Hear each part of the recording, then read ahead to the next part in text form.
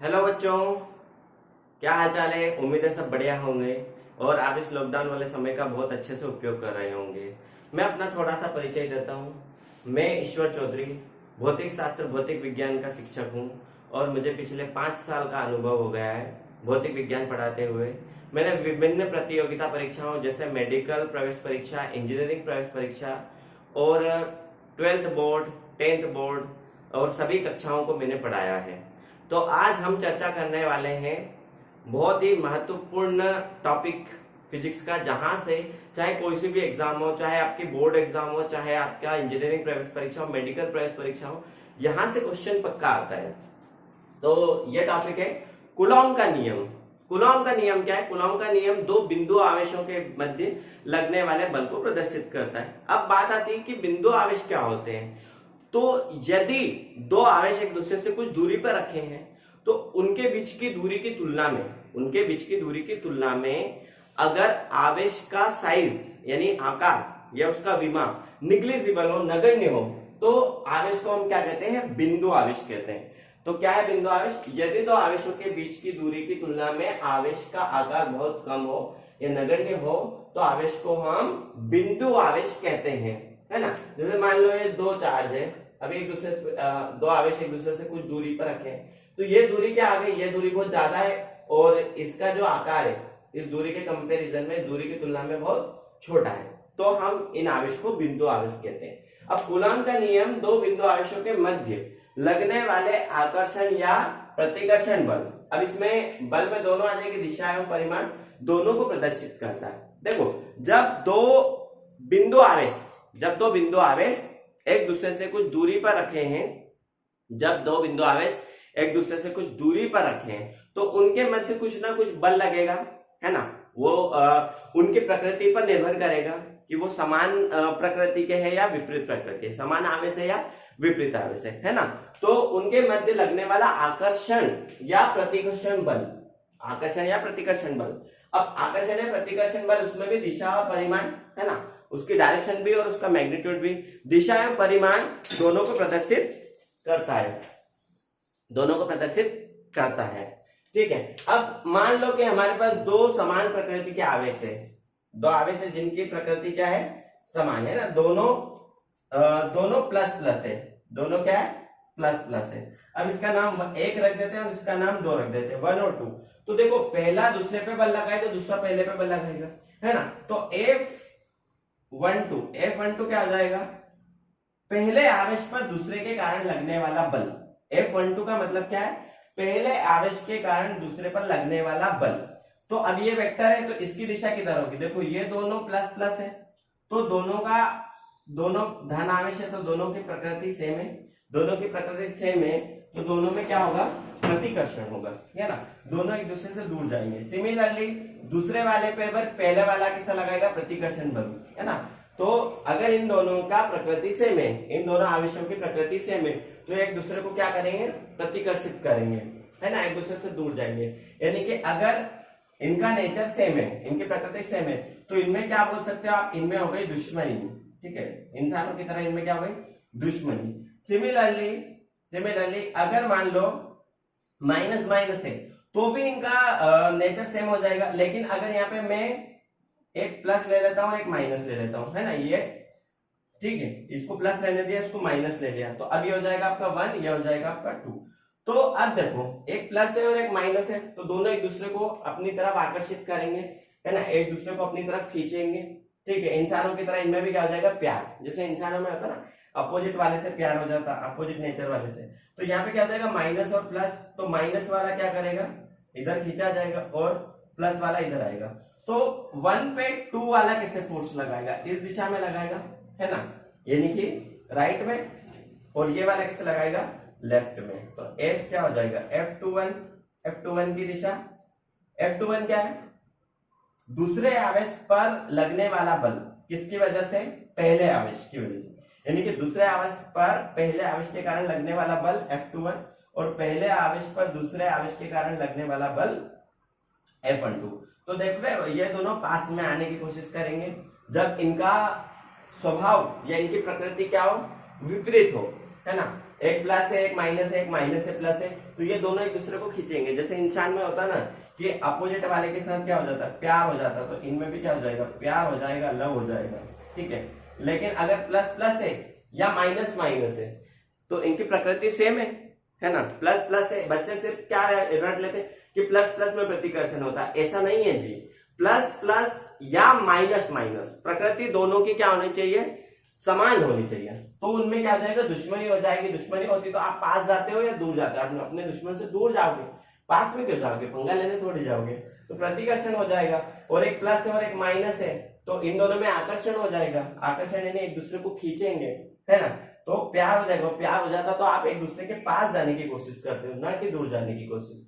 तो कूलॉम का नियम दो बिंदु आवेशों के मध्य लगने वाले आकर्षण या प्रतिकर्षण बल को प्रदर्शित करता है ना। अब अपन इसका अगर देखें कि किस तरीके से आता है, तो कूलॉम ने दो बातें देखी, है ना। कूलॉम ने दो बातें देखी, दो बातें नोट करी, उसने दो बातें अनुभव करी। कौन कौन सी दो बातें अनुभव करी, ठीक है, वैसे तो तीन बातें थी, ठीक है। उसने देखा कि मान लो दो बिंदु आवेश है ना, मान लो दो बिंदु आवेश है, दोनों को मैं धन आवेश ले लेता हूं, प्लस प्लस, ठीक है। तो ये दोनों एक दूसरे से दूर जा रहे हैं। अब मान लो इनके मध्य की दूरी r है ना, इनके मध्य की दूरी r है और इसका जो परिमाण है वो q1 है और इसका परिमाण कितना है, q2।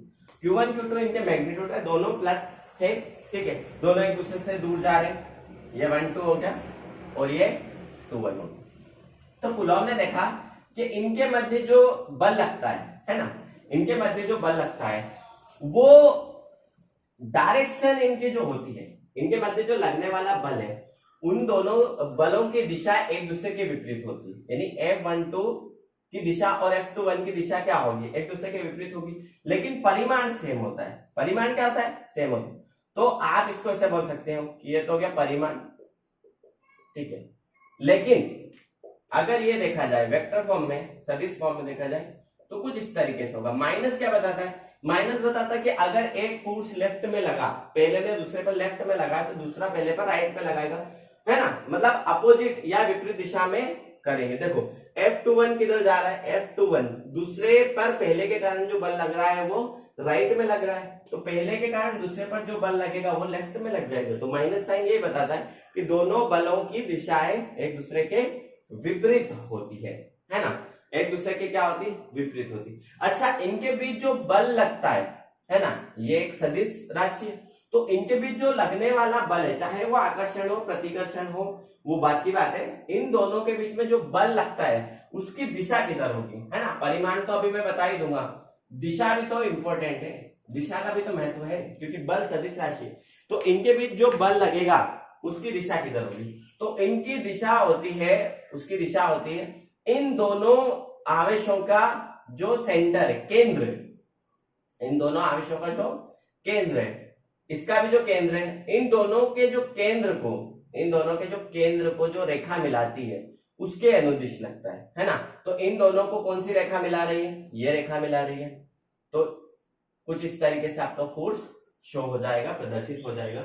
तो दिशा क्या हो जाएगी, दिशा क्या हो जाएगी, दिशा हो जाएगी दो आवेशों के मध्य लगने वाला बल उन दोनों आवेशों के केंद्र को मिलाने वाली रेखा के अनुदिश होता है, जो लाइन इन दोनों के सेंटर को ज्वाइन करती है ना। दोनों आवेशों के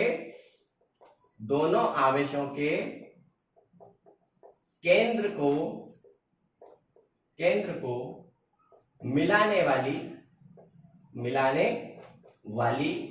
रेखा के अनुदिश, है ना। अनुदिश का मतलब उस रेखा की दिशा, ठीक है।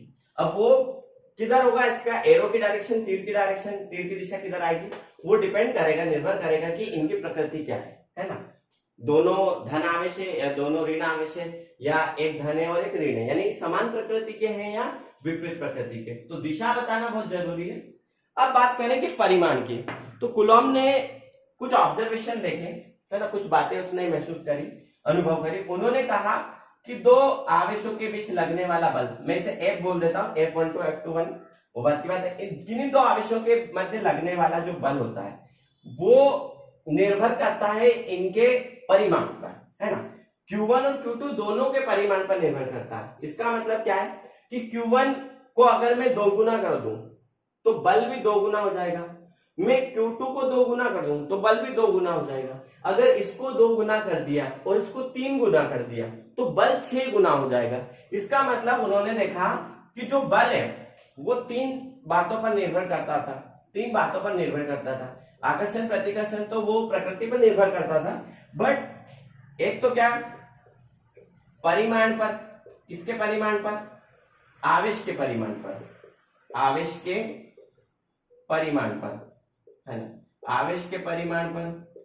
दूसरा किस पर निर्भर करता था, आवेशों के बीच की दूरी पर। उसने देखा कि अगर आवेशों को दूर ले जाते हो तो इनमें चाहे नफरत हो चाहे प्यार हो, दुश्मनी हो या प्यार हो, दूर जाने पर दोनों ही कम हो जाते हैं। आप किसी से ज्यादा दूर चले आओगे तो प्यार भी कम हो जाएगा, और एक दूसरे से दूर रहेंगे तो दुश्मनी भी कम हो जाएगी ना। दो दुश्मन पास रहेंगे तो कट्टर दुश्मन हो जाएंगे, एक दूसरे से दूर रहेंगे तो दुश्मनी भी कम हो जाएगी। साथ में अगर 2 व्यक्ति साथ में रहेंगे, है ना, जिनका अपोजिट नेचर है, साथ में रहेंगे तो बहुत ज्यादा प्यार हो जाएगा, दूर हो जाएंगे तो प्यार थोड़ा सा कम हो जाएगा।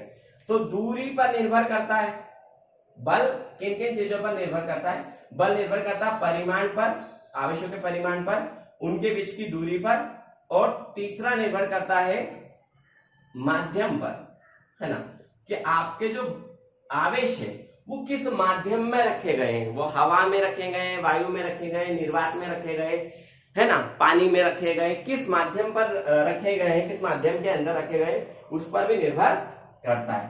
तो कूलॉम ने देखा कि जो इन दोनों आवेशों के मध्य जो बल लगेगा, 1 और 2, इनका नाम दे दिया 1 और 2, इनके मध्य जो लगने वाला बल है वो इन दोनों आवेशों के परिमाण के, इन दोनों आवेशों के परिमाण के गुणनफल के समानुपाती होता है। समानुपाती मतलब ये अगर इन दोनों का गुणनफल यानी इन दोनों का प्रोडक्ट मल्टीप्लीकेशन बढ़ेगा, Q1 Q2 में से अगर कोई भी बढ़ेगा या दोनों बढ़ेंगे तो इनका जो गुणनफल होगा उसके समानुपाती होगा बल, यानी कि बल भी बढ़ेगा, है ना। समीकरण 1, अभी इसका मैं वो लिखा हुआ स्टेटमेंट, है ना, इसका कथन लिखा दूंगा। और दूसरा क्या हो जाएगा, दूसरा ऑब्जर्वेशन उसने देखा, दूसरी बात उसने महसूस करी कि इन दोनों आवेशों के मध्य लगने वाला बल, इन दोनों आवेशों के मध्य लगने वाला बल इन दोनों आवेशों के केंद्र से जो दूरी होगी, दोनों के केंद्र के बीच की दूरी के वर्ग के व्युत्क्रमानुपाती होगा। मतलब इन दोनों के केंद्र के बीच की दूरी कितनी है, r, या आप ये बोल सकते हैं कि इन दोनों आवेशों के बीच की दूरी r है। तो जो बल लगेगा इन दोनों के मध्य वो इस दूरी के वर्ग के, इस दूरी का क्या कर देना है, वर्ग कर देना है ना, इसका स्क्वायर कर देना, उसके व्युत्क्रमानुपाती। व्युत्क्रमानुपाती मतलब इनके बीच की दूरी अगर बढ़ेगी तो बल घटेगा और दूरी घटेगी तो बल बढ़ेगा। अभी जैसा मैंने थोड़ी देर पहले बताया कि अगर प्यार होगा तो दूरी कम होगी, अगर पास में रहेंगे तो प्यार ज्यादा हो जाएगा। सिमिलरली अगर दुश्मनी भी होगी, अगर एक दूसरे से दूर चले जाएंगे तो दुश्मनी कम हो जाएगी। चाहे दुश्मनी हो चाहे प्यार हो, आकर्षण हो या प्रतिकर्षण हो, दूरी बढ़ने पर कम हो जाएगा और दूरी कम होने पर बढ़ जाएगा। इसका मतलब हम कह सकते हैं, यहां पर हम कूलॉम का कथन लिख सकते हैं, कूलॉम के नियम का स्टेटमेंट कथन लिख सकते हैं कि दो आवेशों के मध्य, अच्छा दो आवेश नहीं, दो बिंदु आवेश, है ना, और वो भी जब रुके हुए तो स्थिर की बात करते, तो दो स्थिर बिंदु आवेश, कैसे आवेश, बिंदु आवेश, बिंदु आवेशों के मध्य, दो स्थिर बिंदु आवेशों के मध्य लगने वाला बल, आकर्षण या प्रतिकर्षण, है ना, लगने वाला आकर्षण या प्रतिकर्षण बल, ठीक है, लगने वाला आकर्षण या प्रतिकर्षण बल उन आवेशों के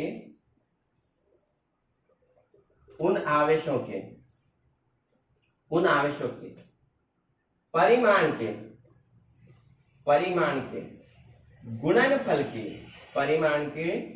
गुणनफल के समानुपाती, समानुपाती एवं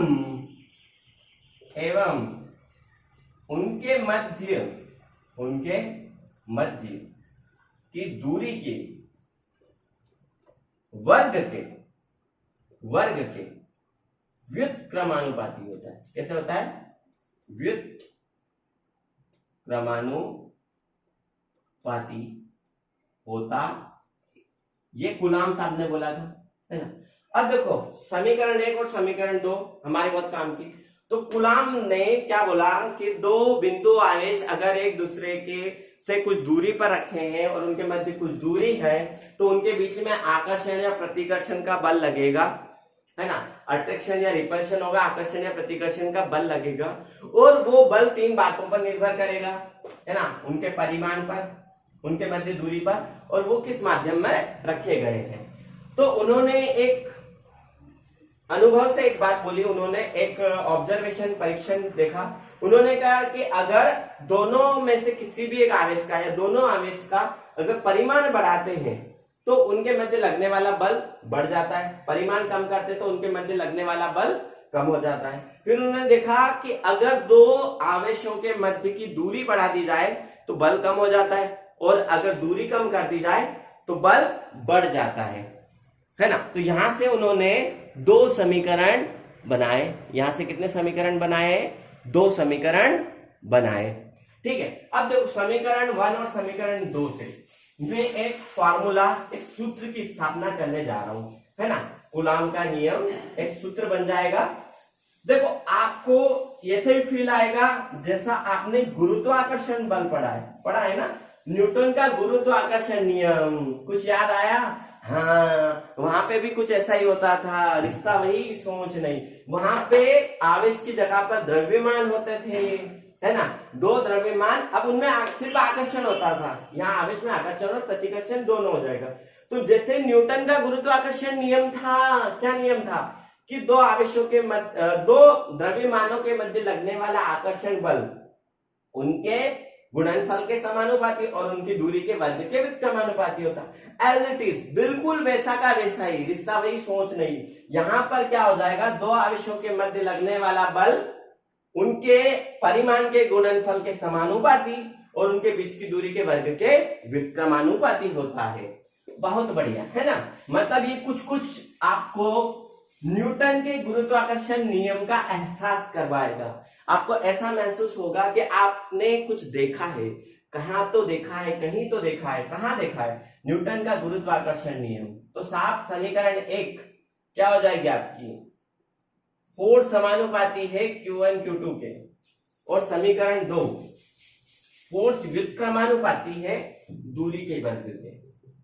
इसीलिए इसको हम व्युत्क्रम वर्ग का नियम भी कहते हैं, है ना। कूलॉम का नियम या न्यूटन का गुरुत्वाकर्षण नियम, इन्हें व्युत्क्रम वर्ग दूरी के वर्ग के व्युत्क्रमानुपाती होता है। ठीक है। जब समीकरण 1 और समीकरण 2 को एक साथ लिखा गया, समीकरण 1 तथा 2 से, समीकरण 1 तथा 2 से, देखो ये भी बल बता रही, ये भी बल बता रही, तो दोनों समीकरण को एक साथ लिखने में कोई समस्या नहीं है ना। तो समीकरण 1 और 2 से लिखा जाएगा, आपका जो बल है वो समानुपाती हो जाएगा Q1 Q2 upon R square के।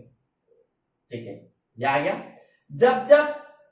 जब हम समानुपाती का चिन्ह हटाते हैं, जब हम समानुपाती का चिन्ह हटाते हैं, अनुपात वाला चिन्ह हटाते हैं, तब एक कांस्टेंट, तब एक स्थिरांक का जन्म होता है, तब एक स्थिरांक का जन्म होता है। अभी मैं मान के चल रहा हूं कि मेरे जो दोनों आवेश थे Q1 Q2, है ना, प्लस थे जो दोनों, ऐसे बल लग रहा था, इस पे था 1 2, इस पे था 2 1, 1 2 2 1, है ना। तो मैं मान के चल रहा हूं कि जो दोनों आवेश है ये निर्वात में है या हवा में। तो निर्वात या हवा के लिए, निर्वात या वायु में, ठीक है, बात करते हैं। तो निर्वात या वायु में इन पर कितना बल लगेगा उसकी बात करते हैं। तो कूलॉम का नियम निर्वात, वायु या किसी माध्यम, हर जगह आप लगा सकते हो, है ना। पर ये किसके लिए वैध है, किसके लिए वैध है, किसके लिए वैलिड है? सिर्फ बिंदु आवेश के लिए। तो जब हमने समानुपाती का चिन्ह हटाया जब हमने प्रोपोर्शनलिटी साइन हटाया तब एक कांस्टेंट आया। जब जब भी समानुपाती नियतांक हटता है तब तब एक नियतांक या कांस्टेंट या स्थिरांक का जन्म होता है। और यहाँ पे स्थिरांक कितना है, कैपिटल के, तो के Q1 Q2 upon are square. जो के है ना, के का वैल्यू, के का मान, जहां के नियतांक है, जहां के क्या है, नियतांक है, नियत अंक है यानी कांस्टेंट है, और इसका मान दो चीजों पर निर्भर करता है। इसका मान माध्यम तथा मापन की पद्धति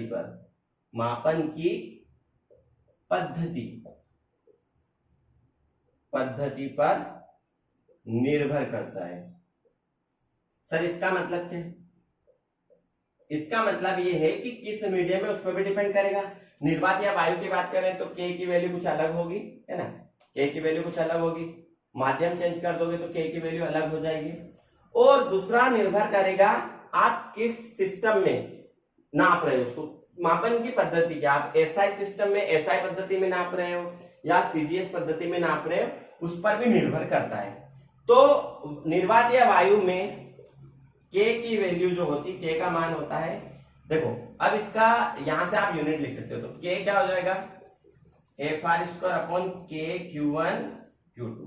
तो देखो इसका जो यूनिट है ना, इसकी जो इकाई है, बल की इकाई क्या हो जाएगी, न्यूटन। बल की इकाई क्या हो जाएगी, न्यूटन। दूरी की इकाई हो जाएगी मीटर स्क्वायर, सब एसआई में नाप रहे हैं। और चार्ज की, आवेश की इकाई क्या होती है, कूलम, तो कूलम का जाएगा स्क्वायर। तो के का जो मान है वो निर्वात या वायु में एसआई पद्धति में नापने पर कितना आ जाएगा, 9 गुणा 10 की पावर 9, 9 गुणा 10 की घातांक 9 न्यूटन। फोर्स का यूनिट है, फोर्स का इकाई है newton metre square, newton metre की पावर 2 और कूलम की पावर 2। इसको ऊपर भी लिख सकते हो कूलम की पावर -2 करके। तो ये किसके लिए हो जाएगा, एसआई पद्धति में। ये एसआई पद्धति में के का मान है। अब के का मान आप सीजीएस पद्धति में भी निकाल सकते हो। तो के का मान 1 होता है सीजीएस पद्धति में, और इसकी इकाई हो जाएगी, देखो बल की इकाई क्या हो जाएगी, डाइन, है ना, डाइन नहीं डाइन, ठीक है, ये हो जाएगा सेंटीमीटर स्क्वायर। और कूलम की जगह पे हम लिख लेंगे स्टेट कूलम, ठीक है, स्टेट कूलम का स्क्वायर।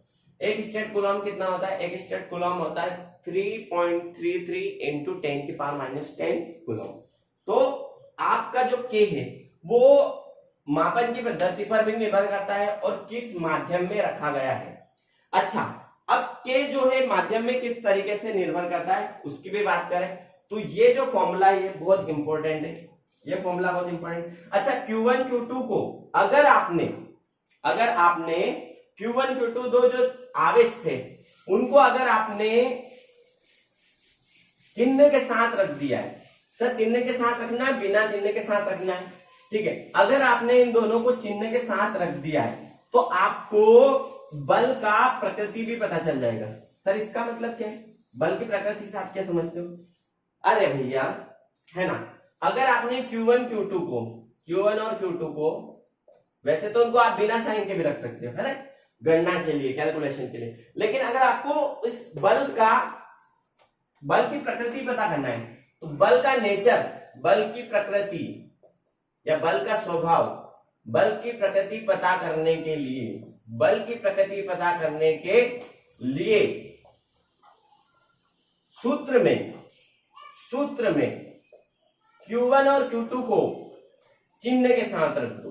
किसके साथ रख दो, चिन्ह के साथ रखा जाए, चिन्ह के साथ रखना चाहिए। सर इसका मतलब क्या है, इसका मतलब है कि भैया अगर दो आवेश है उनके बीच में अगर आकर्षण होगा तो स्थितिज ऊर्जा घटेगी, तो बल जो होगा आकर्षण के लिए बल क्या आएगा, आकर्षण बल माइनस ऋणात्मक प्रकृति का आएगा, है ना, ऋणात्मक प्रकृति का आएगा। अब यहां से प्रूफ करके देखते हैं। देखो हमारा फॉर्मूला था F इजिकल टू F बराबर K Q1 Q2 अपॉन दूरी का वर्ग। अब देखो अगर एक धन आवेश और एक ऋण आवेश है ना, अपोजिट स्वभाव है तभी आकर्षण होगा। आकर्षण क्या होगा, एक आवेश प्लस एक आवेश माइनस, एक धन आवेश और एक ऋण आवेश है। तो यहाँ पे जब तुम रखोगे, यहाँ पे जब तुम रखोगे तो F बराबर K की वैल्यू ठीक है रख देंगे हम। इसको जब आप प्लस रखोगे और इसको जब माइनस रखोगे और ये दूरी का वर्ग ये तो हमेशा प्लस होगा, तो ओवरऑल आपका F का जो चिन्ह आएगा, बल का जो चिन्ह आएगा वो क्या आ जाएगा, नेगेटिव। और नेगेटिव क्या बता देगा आपको, आकर्षण, है ना। सिमिलरली प्रतिकर्षण में ठीक है, प्रतिकर्षण में जो बल आएगा, प्रतिकर्षण बल क्या आ जाएगा, धनात्मक। कैसे आएगा धनात्मक, देखते हैं, है ना। धनात्मक, इसका जो चिन्ह आएगा वो धन चिन्ह आएगा, धनात्मक। कैसे आएगा, देखो प्रतिकर्षण कब हो सकता है, जब दोनों आवेशों का नेचर, प्रकृति समान हो, दोनों प्लस प्लस हो या माइनस माइनस हो, या तो प्लस प्लस हो या माइनस माइनस हो, है ना, ऊपर वाला या नीचे वाला। तो क्या हो जाएगा, दोनों या तो प्लस प्लस होंगे या माइनस माइनस होंगे, दोनों धन धन होंगे या माइनस माइनस होंगे। दोनों परिस्थितियों में, दोनों कंडीशन में जो फोर्स बल है उसका जो चिन्ह है वो पॉजिटिव आएगा। तो बल की प्रकृति पता करने के लिए, बल की प्रकृति को मालूम करने के लिए, बल की प्रकृति पता करने के लिए हमें Q1 Q2 को विद साइन रख दो, है ना, तो उसे पता चल जाएगा कि बल प्लस आ रहा है माइनस आ रहा है। अब बात करें कि ये तो वायु या निर्वात में है, माध्यम में किस तरीके से होता है, तो K जो रहता है वो आपके माध्यम पर निर्भर करता है ना।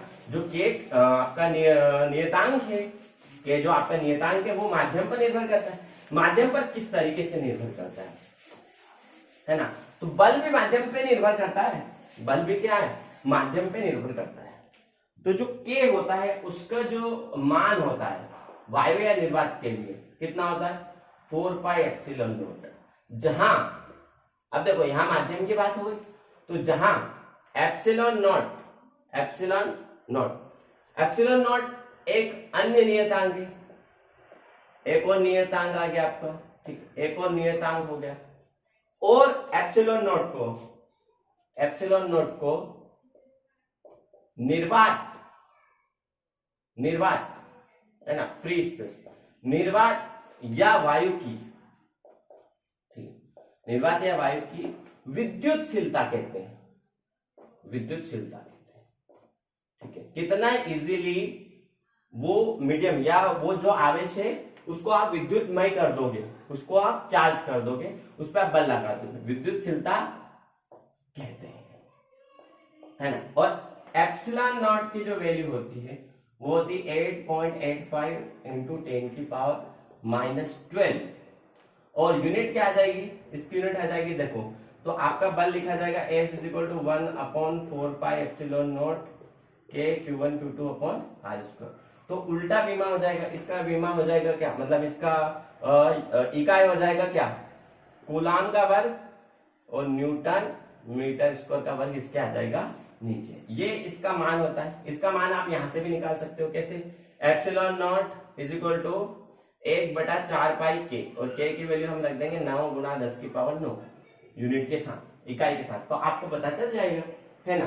तो ये क्या होगा, नियतांक एप्सिलॉन को निर्वात या वायु की विद्युतशीलता कहते हैं। इसका जो वैल्यू है, ये जो एप्सिलॉन है ये माध्यम पर निर्भर नहीं करता, ये तो निर्वात की हो गई ना, लेकिन K माध्यम पर निर्भर करता है। तो वायु या निर्वात के लिए K की वैल्यू इतनी है, तो आप जो कूलॉम का नियम है वायु या निर्वात के लिए कितना लिख सकते हो, 1/4 pi epsilon not Q1 Q2 अपन दूरी का वर्ग। ये किसके लिए हो जाएगा, वायु या निर्वात के लिए। लेकिन प्रयोगों से प्रैक्टिकली ऐसा देखा गया कि जो वायु या निर्वात में दो आवेशों के मध्य जितना बल लगता है वो किसी और माध्यम में अगर रख दोगे तो बल कम हो जाएगा। मतलब माध्यम में लगने वाला बल वायु या निर्वात में लगने वाले बल के तुलना में कम हो जाता है। क्या हो जाता है, कम हो जाता है। तो अगर अपन माध्यम की बात करें, किसी भी माध्यम में किसी भी माध्यम की बात करें तो माध्यम में के की वैल्यू कितनी हो जाती है? माध्यम में के की वैल्यू हो जाती है 1/4 पाई एप्सिलॉन। तो यहाँ पे एप्सिलॉन नॉट को रिप्लेस कर देंगे हम एप्सिलॉन से, जहां एप्सिलॉन क्या हो जाएगा, अब ये कांस्टेंट नहीं रहेगा, ये माध्यम पर निर्भर करेगा, है ना। एप्सिलॉन किस पर निर्भर करेगा? माध्यम पर। माध्यम बदल दिया, अगर अपन ने माध्यम पानी ले लिया तो उसका एप्सिलॉन अलग होगा, अगर आपने कोई मेटल ले ली तो उसका एप्सिलॉन अलग होगा। तो माध्यम पर निर्भर करता, तो जहां एप्सिलॉन क्या हो जाएगा, माध्यम की निरपेक्ष विद्युतशीलता, ठीक है, माध्यम की क्या हो जाएगी, निरपेक्ष विद्युतशीलता, माध्यम की निरपेक्ष विद्युतशीलता। तो एप्सिलॉन की वैल्यू जो है वो माध्यम पर निर्भर करती है। अब इसमें माध्यम में, किसी भी माध्यम में कूलॉम का नियम कैसे लिखा जाएगा? तो किसी भी माध्यम में कूलॉम का नियम लिखा जाएगा 1/4 pi epsilon Q1 Q2 upon R², है ना। आप इसको F डैश बोल सकते हैं, इसको F बोल सकते हैं। तो अब इन दोनों में कुछ संबंध होगा, है ना। माध्यम में और निर्वात में बल में क्या होता है कि माध्यम में बल कम हो जाता है, निर्वात या वायु में बल ज्यादा होता है। तो एप्सिलॉन और एप्सिलॉन नॉट में एक संबंध होता है ना। माध्यम की, आप देखो, माध्यम की निरपेक्ष विद्युतशीलता आपको पता होनी चाहिए, कभी कभी पता नहीं होती तो हम एक संबंध स्थापित करते हैं, ठीक है। तो हम कहते हैं माध्यम की निरपेक्ष विद्युतशीलता और निर्वात की विद्युतशीलता में एक संबंध होता है। तो अगर मैं इन दोनों की बात करूं तो अभी मैंने वायु या निर्वात में बल निकाला, वायु या निर्वात में बल निकाला, और दूसरा बल मैंने कहा निकाला, माध्यम में निकाला, ठीक है। तो एक फोर्स बल क्या हो जाएगा, ये वायु या निर्वात के लिए हो जाएगा, ठीक है, वायु या निर्वात में, ठीक है, वायु या निर्वात में, ठीक है। और F डैश बोल देता हूं उसको, है ना, 1/4 pi epsilon Q1 Q2 upon R²। समान आवेश है, यानी कि उनका परिमाण समान है, उनके बीच की दूरी समान है, लेकिन अब वो कहां पे रखी गई, किसी माध्यम में। तो प्रयोगों से ऐसा देखा गया, प्रैक्टिकली ऐसा ऑब्जर्व किया गया कि F in air is greater than होता है F इन मीडियम, यानी कि वायु में बल या वायु या निर्वात में बल, निर्वात बोल दो उसको, वायु या निर्वात में जो बल होता है, ठीक है, वो वायु या निर्वात में जो बल होता है वो माध्यम में दो आवेशों के मध्य लगने वाले बल से ज्यादा होता है, मतलब F is greater than F dash. तो यहां से एक रिलेशन आ जाएगा इन दोनों बलों के बीच में, समीकरण 1 समीकरण 2। यहाँ पे एक नई चीज आती है, नई परिभाषा आती है, जिसे हम कहते हैं पराविद्युतांक, पराविद्युतांक। तो ये इन दोनों में संबंध स्थापित करता है ना। इसको डिनोट करते हैं एप्सिलॉन से, या आपेक्षिक विद्युतांक, है ना, रिलेटिव परमिटिविटी, ठीक है, रिलेटिव परमिटिविटी कहते हैं। तो पराविद्युतांक क्या हो जाएगा, पराविद्युतांक हो जाएगा माध्यम निर्वात में लगने वाला बल और माध्यम में लगने वाले बल में रिलेशन बताता है ना। तो पराविद्युतांक क्या हो जाएगा, बल इन निर्वात, निर्वात में बल और माध्यम में बल। अब इन दोनों का मान रख देंगे, ठीक है, इन दोनों का मान रख देंगे। इसका मान क्या हो जाएगा, 1/4 pi epsilon not Q1 Q2 upon R², और इसका हो जाएगा 1/4 pi epsilon Q1 Q2 upon R²। देखो सारी चीजें कैंसिल हो जाएगी, तो आपका जो एप्सिलॉन R मिलेगा, है ना, यहां से आप ऐसा भी बोल सकते हो। तो आपका जो एप्सिलॉन R मिलेगा पराविद्युतांक, है ना, पराविद्युतांक को छोटा के भी लिखते हैं, बड़ा के नहीं, छोटा के भी लिखते हैं, बड़ा के तो कांस्टेंट है। तो छोटा के क्या हो जाएगा, एप्सिलॉन ऊपर चला जाएगा और एप्सिलॉन नॉट नीचे जाएगा। यानी कि आप पराविद्युतांक को क्या लिख सकते हो, ये किसका रेशियो है, माध्यम की निरपेक्ष विद्युतशीलता, माध्यम की निरपेक्ष विद्युतशीलता,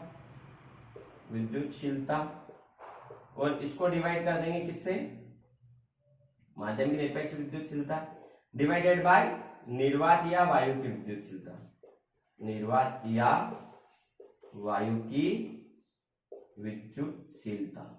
ओके, अच्छा, तो एयर के लिए इसकी वैल्यू कितनी हो जाएगी, 1, हवाई निर्वात के लिए इसकी वैल्यू कितनी हो जाएगी, हवाई निर्वात वायुव्य निर्वात के लिए इसकी वैल्यू कितनी हो जाएगी 1, और किसी और मीडियम के लिए, है ना, तो इसका मान कभी भी 1 से छोटा नहीं होगा। आपका जो पराविद्युतांक है वो कभी भी ऑलवेज ग्रेटर और इक्वल देन 1 रहेगा, कभी भी 1 से छोटा नहीं रहेगा। अब इसकी वैल्यू कुछ माध्यम के लिए बात करें, है ना, कुछ माध्यम के लिए इसकी बात करें, इसके एप्सिलॉन आर की, तो अलग अलग माध्यम में अलग अलग होती। वायुव्य निर्वात के लिए कितनी हो जाएगी, वायुव्य निर्वात का परावैद्युतांक कितना हो जाएगा 1, वायुव्य निर्वात खुद के रिस्पेक्ट में खुद से डिवाइड करोगे तो 1 आएगा ना, किसी भी एक नंबर को खुद से डिवाइड करोगे तो 1 आएगा। वायुव्य निर्वात में इसका आ जाएगा 1। देखो सबसे ज्यादा इसकी वैल्यू वाटर के लिए होती, पानी के लिए इसकी वैल्यू लगभग 80 या 81 होती, कुछ किताबों में 80, कुछ किताबों में 81 होता है। और धातुओं के लिए, मेटल के लिए इसकी वैल्यू इंफिनिटी होती है, ठीक है, ये किसके लिए होती है, धातु या मेटल्स के लिए, और ये होती है पानी के लिए। तो ये मतलब माध्यम पर निर्भर करता है ना, बल क्या होता है माध्यम पर निर्भर करता है। अब आपका जो कूलॉम का नियम है, एक्चुअली ये सदिश रूप में भी लिखा जाना चाहिए। सदिश रूप में क्यों लिखा जाना चाहिए, क्योंकि बल एक सदिश राशि है, तो सदिश रूप में भी इसको आप व्यक्त कर सकते हैं। सदिश रूप में किसे व्यक्त करेंगे, ये हम अगले लेक्चर में चर्चा कर सकते हैं, है ना। ये लेक्चर अभी जो था हमने बताया कि दो आवेशों के बीच कितना बल लगता है, किस दिशा में लगता है, हमने डायरेक्शन भी उसकी बता दी, उसका परिमाण कितना होता है, वो किन किन बातों पर निर्भर करता है, माध्यम में क्या होता है, निर्वात में क्या होता है। अगर दो समान आवेश होंगे जिनका प्रकृति समान होगा तो उनमें प्रतिकर्षण होगा, दो विपरीत आवेश होंगे जिनका स्वभाव या प्रकृति विपरीत है एक दूसरे के, तो उनमें आकर्षण होगा। और कितना बल लगता है, उसके बाद हमने विद्युतशीलता की बात करी थी। तो आज का लेक्चर यहीं समाप्त होता है। धन्यवाद, थैंक यू।